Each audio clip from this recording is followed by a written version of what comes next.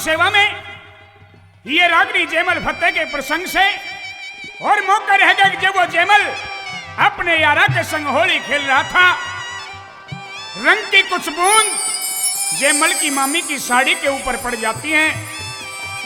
रंग की बूंद पड़ते ही जयमल की मामी छो में भरी और जयमल पे क्या कहने लगी। आइए सुनते हैं रागनी सुरेश गोड़ा पलवल और दीपा चौधरी हरिद्वार। आइए सुनिए।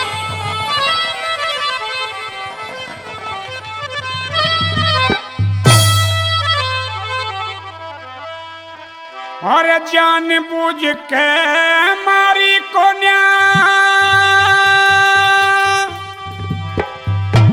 और पिचकारी मन मामी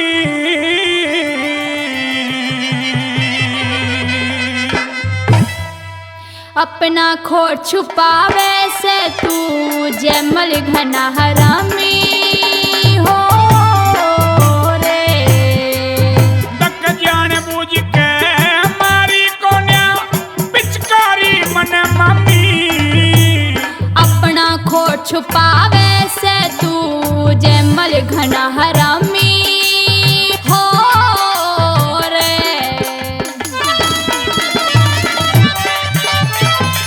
हाँ जयमल यो पिचकारी मन जान बूझ के नहीं मारी। अच्छा गणे दिना ते देख ली सू तन्ने। अच्छा हाँ आज नहीं छोड़ूंगी कती भी। ओ खेलू था संग यारा मेरी, खेलू था संग यारा में तू आगे आने अड़ी।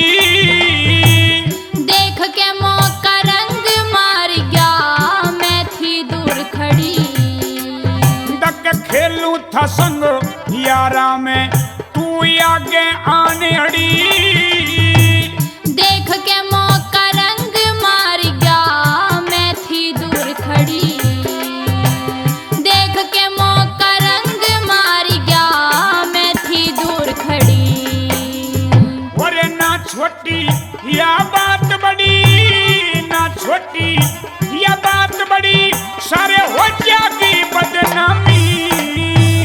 अपना खोट छुपावे से तू जयमल घना हरामी हो रे। ओ, ओ, ओ, आ, आ,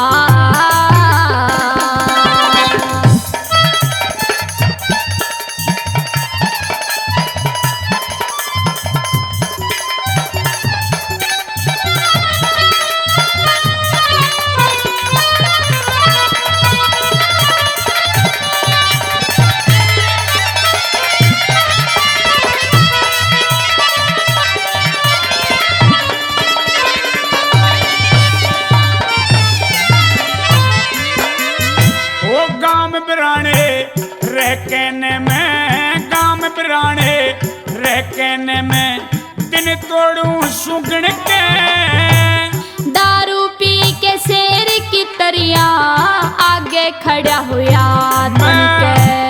गाम बिराने रह कहने में दिन तोड़ू सुगण के।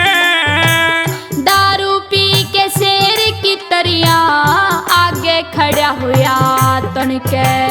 दारू पी के शेर की तरिया आगे खड़ा हुआ तन के। ओ दूध नीरियो सारा छण के, दूध नीरियो सारा छण के, आजा सबके सामी। अपना खोट छुपावे से तू जयमल घना हरामी हो रे। तन्ने बेरा है मामी, क्या मैं तो तुम्हारे सहारे और तुम्हारे ठिकाने पर रह करके अपना गुजारा कर रहा हूँ। अच्छा। भला मैं इस तरह की हरकत अपनी मम्मी के साथ कर सकता हूँ?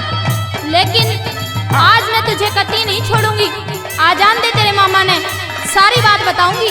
मम्मी बहुत बड़ी बदनामी हो जाएगी। नहीं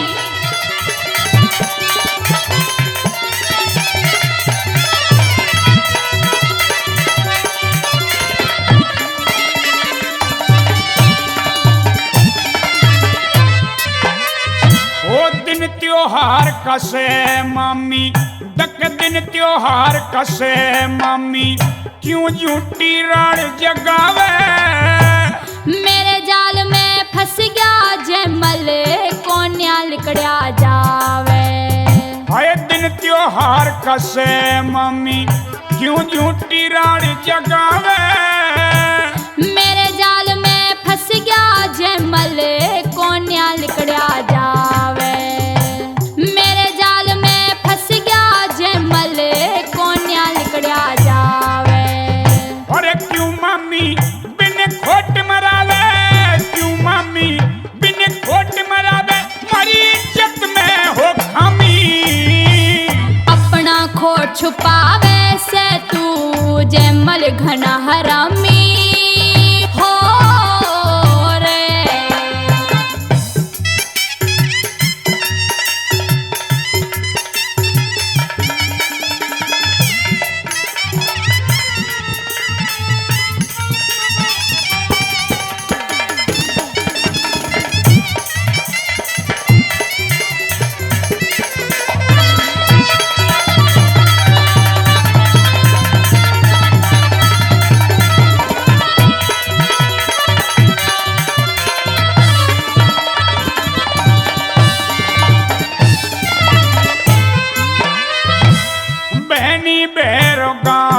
सारा बहनी बहरों गाम यो सारा देगा मेरी गवाही।